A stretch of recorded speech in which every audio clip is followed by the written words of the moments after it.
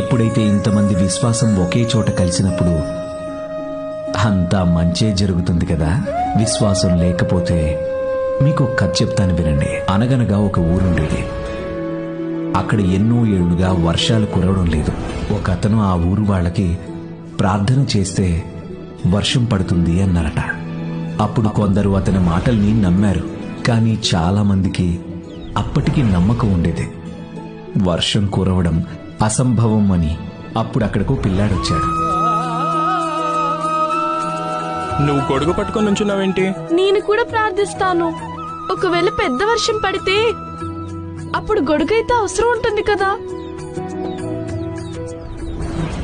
ఆ పిల్లవాడి మాటలు విని అందరూ ఎంతో ప్రభావితులయ్యారు.